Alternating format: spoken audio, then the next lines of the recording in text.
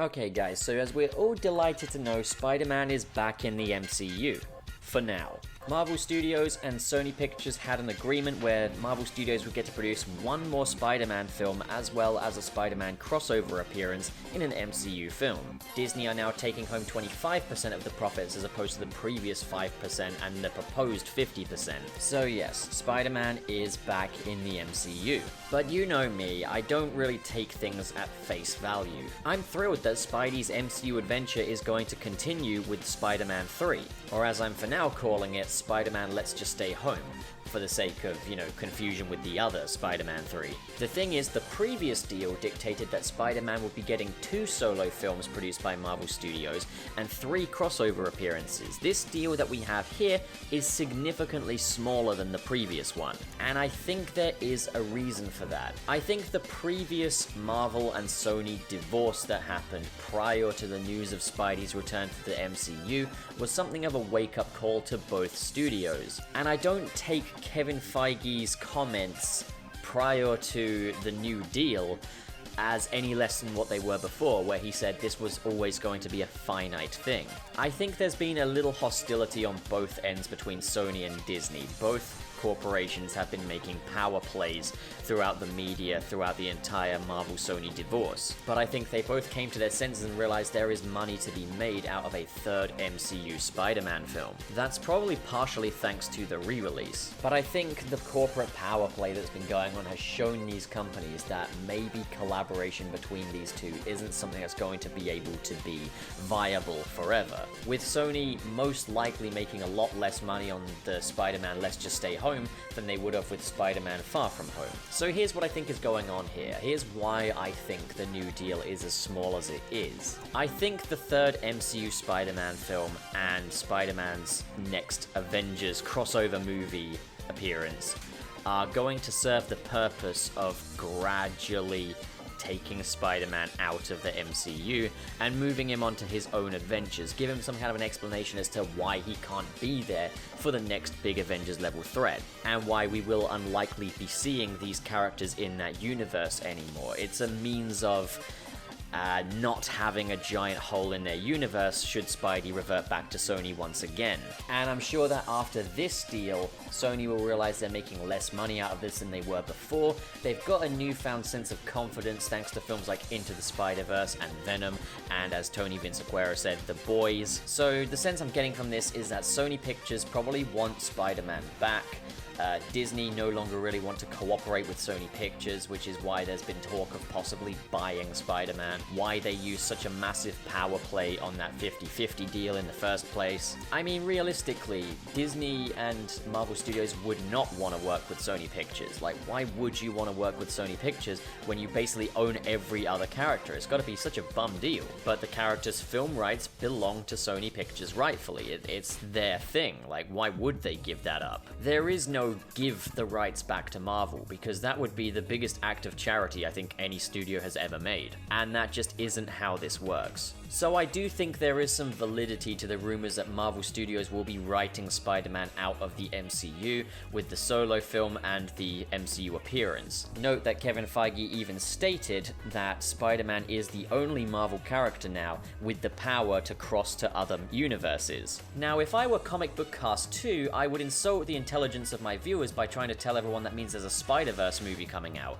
But since I'm a realistic, rational person, my diagnosis is that Spider-Man will be entering the Sony Venomverse. We will be seeing Spider-Man appearances in Venom 2, in the Morbius film, and I think that's all another part of this new deal. And I think that's something of a compromise, but I really think that Sony wanted to have Spider-Man in their movies. So it means that Venom and Morbius are not joining the MCU, but it means that Spider-Man is going to go to their dimension. Not as a big multi-dimensional storyline or anything, but as a means of Sony's Spider-Man universe featuring Tom Holland's Spider-Man while it still remains non-canon to the MCU. Now, this will be confusing for audiences, and I can't wait to see how this goes down. And yeah, it's a compromise for me too. I would much rather see Venom appear in a Spider-Man film than Spider-Man appear in a Venom film. But whatever, I'll accept this. Now, personally, I would rather the Sony and Marvel deal for Spider-Man to remain in the MCU last forever, basically. I would rather that last the entire run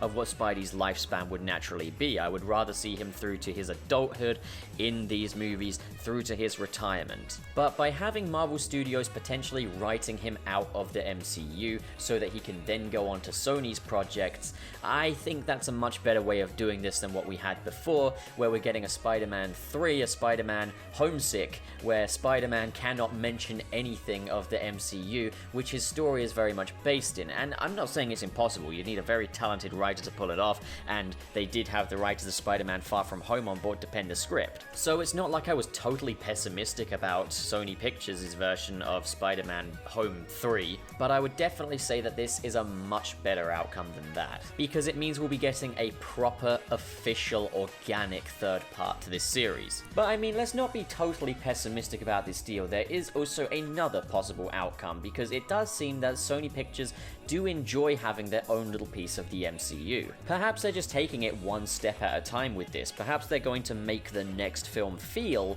like a potential ending for the series, something that would be a satisfying end for MCU Spider-Man, but with the hopes that they'll be able to make another deal and leave it open-ended and continue on to further sequels. Which I think would be the smart way of doing it for Marvel Studios, would be to round off Spidey's story in this chapter of his life, and then open up a new one if they get another deal. But Sony opening up a new chapter of Spider-Man themselves without Marvel Studios certainly makes a lot more sense than them rounding off a chapter that they really don't have the full rights to properly round off. Another theory is that Disney's using this deal to bide their time so they can properly buy back Spider-Man, but here's a good reason why I don't want that to happen. I feel like Marvel and Sony having this deal until the point of divorce, until the point of collapse, is better than Marvel Studios just having Spider-Man altogether and Disney holding all of the rights to Spider-Man. And that's not because I've got some paranoia of the grand monopoly of Disney or anything like that. At the end of the day, if one studio can guarantee quality, I would take that quality over principle. But while Marvel Studios get the film rights to the Tom Holland version of Spider-Man, and Sony still retain the rights to the character altogether, it means that while we get these amazing MCU Spider-Man films, we are also getting a different take on the character simultaneously with Into the Spider-Verse. If Disney were to 100% own the rights to Spider-Man, we would unlikely ever see anything like Into the Spider-Verse ever again. And the thing is, Into the Spider-Verse is just as good as those MCU Spider-Man films in its own right. It's not good enough for me to say, oh yeah, the rights should absolutely 100% stay with Sony, this completely renders the live-action counterpart completely irrelevant, but it does prove that there is more to be enjoyed from a Sony and Disney collaboration than there is just Disney. And as well as that, there are certain specific instances where Sony Pictures have done a better job with Spider-Man than Disney.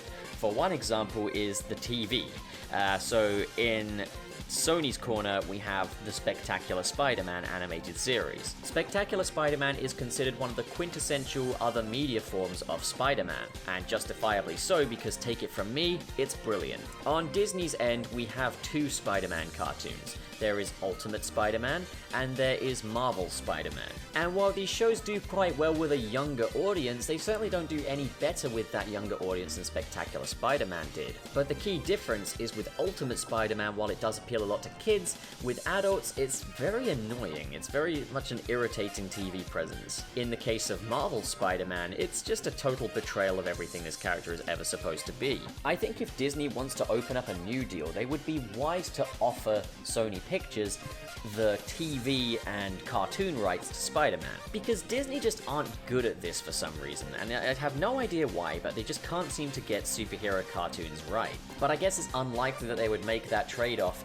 if Marvel's Spider-Man is making Disney that much money. But I think when it's a TV show, there's honestly probably just as much money to be made from the merchandise as there is to be made from the show itself, but I'm not 100% sure how revenue works when it comes to TV cartoons. So I'm not going to try and pretend it's as cut and dry as I'm implying it could be. But I think it would be wise for Disney to offer some trade-off elements, be it maybe the cartoon rights to Spider-Man, or maybe rights to a character that they're very unlikely to use to Sony Pictures, because Sony have proven that they will literally use any character whatsoever and make a film about it. Another positive to the Sony and Disney partnership deal with Spider-Man is it means that once Spider-Man runs his course in the MCU, it still means there's potential for new takes with Spider-Man, because ever since Sony has owned the rights to Spider-Man, they've had a commitment to making a Spider-Man film, I think, every 3 years, and not once have they faltered on this, and they have to do that, otherwise the rights do revert back to Marvel. The rights being shared between Sony and Disney means that once Spidey has run his course in the MCU and done that story, it means that the character doesn't necessarily die with that. It means that we get new takes after that, new reboots. And while I'm not a fan of reboots, if they can see these stories through to the end each and every time, and we don't keep getting stuff like The Amazing Spider-Man, where it just ends on a cliffhanger, then I'm okay with that. I'm always happy to see some more Spider-Man. So yeah, this is what I think is happening. I think Marvel Studios are trying to round off their story with Spider-Man to a satisfying conclusion so that it can segue over to Sony's universe of non-canon Marvel stories. Meaning that if you ignore Spider-Man's existence in Sony's universe, it means that you can enjoy the Marvel Cinematic Universe without it having any gaping holes in it, or loose ends. What do you guys think? What do you guys think is happening with this deal? What do you guys think of it? Comment below and discuss, and as always, if you enjoyed this video and you want to see more like it, don't forget to hit subscribe, hit the like button, and in the description below are links to my Patreon and my Discord. This video is brought to you by Zentai for all your cosplay needs. Link is in the description below, and they are very cool and good. Cosplay your favorite characters or send in one of your own designs. Affordable prices and very high quality. Made to order and made to measure. But most of all, made to be heckin' awesome, if you couldn't already tell. Channel Pup has been growing more than I could ever have anticipated over this very short space of time, and I'm absolutely honored to see so many viewers participating in discussions and really enjoying my little projects here. But it's not without its obstacles. I'm currently a student studying film and television, and if I want to afford the general costs that come with living, unfortunately YouTube revenue just can't always cut that cheese. I recently moved in with my girlfriend's family, but this is not a permanent thing, it's just for the summer.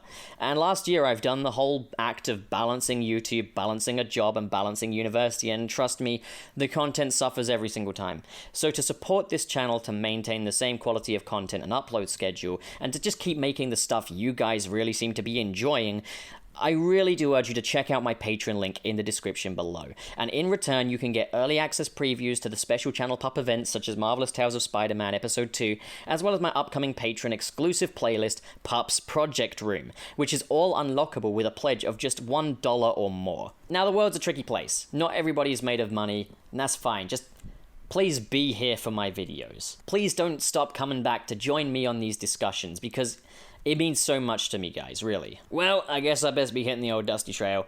Thank you so much for watching, guys. I've been Channel Pup, and I'll think of a better catchphrase next time. Now please leave me alone!